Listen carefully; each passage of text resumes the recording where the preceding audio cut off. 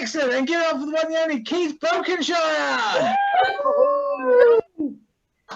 Great, thanks for that. And as Jay says, that's a brilliant charity that we're supporting. So, especially this time of year, it probably needs more this time than any other year. Now, apparently, people have still got toilet roll left over from the first lockdown. And you got to wonder, how much did they buy in the first place? The selfish fucking assholes. Now, last week, the Culture Secretary said that the Crown should come with a fictional warning. And I thought, does that mean the government should come with a health warning for bringing all those families to tears over Christmas? I mean, I could cry my eyes out. I really could. And it's as if the government are actually using the Nelson approach to governing. Crisis? I see no crisis. And is it only me that thinks that the French are being hypocritical when they say you've got to be tested and sanitised before you can get into France? I mean, I don't know. And as for Brexit, well, sorry I had to mention it, but it does appear that Boris's oven-ready deal is still frozen in a warehouse in Paris somewhere. We will not give you your oven-ready deal unless you include the fish with every meal. Now, I do wonder if at the time Boris actually got his metaphors all wrong, because his fiancée was pregnant, so had one in the oven, so to speak, to drop after 9 months. And apparently, it's not the easiest thing for him to remember these type of things.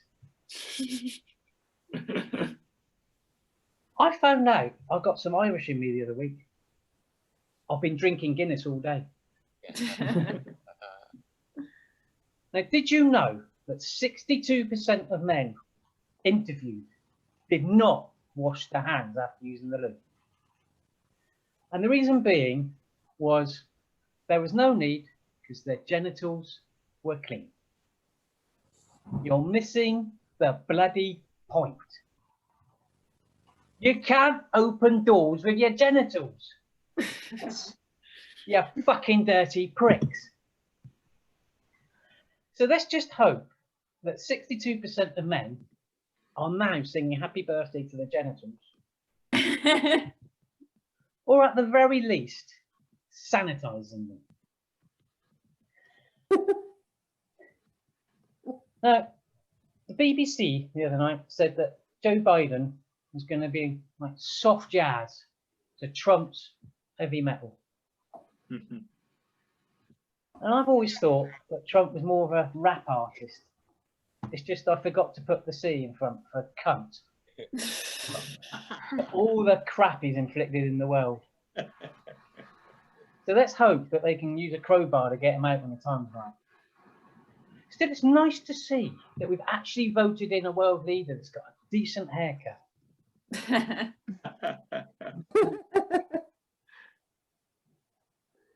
Now, I'm dyslexic, which makes for some interesting and confusing times. The other day, I went to a deli and asked for an LGBT sarnie. Fortunately, they gave me a BLT with gravy. I visited a wank to pay a check-in and S&M for underwear. Now, this rule of 6 really screws my head up. I keep seeing and hearing it as the rule of sex. Which is why the other week, I joined an adult dating site. And on the profile, I wrote I had a 51 centimetre long dick. I got loads of requests for a dick pic. To which I replied, sorry for any incontinence caused. It should have been 15 centimetres. I was having a shit day. Now, contactless cards. I wish they did what they said on the tin. and didn't contact my wank to try me. Last week, one of Eton Mess's rockets exploded on landing, and he said it had had an RUD experience, a rapid, unplanned disassembly. And I thought that's a hell of a way to say to shareholders you haven't had a BU, ballsed up by blowing up.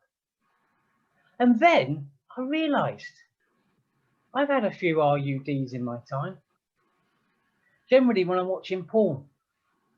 And I bet you didn't see that coming. Now I'm near 50. I'm 52. And I got divorced. I got divorced during lockdown. You make one mistake in life, you say I do, and you pay for it the rest of your life. Now they do say that money can't buy happiness, but it can pay for a divorce. Now I've been slightly eating and drinking too much because I'm celebrating, so I need to lose weight.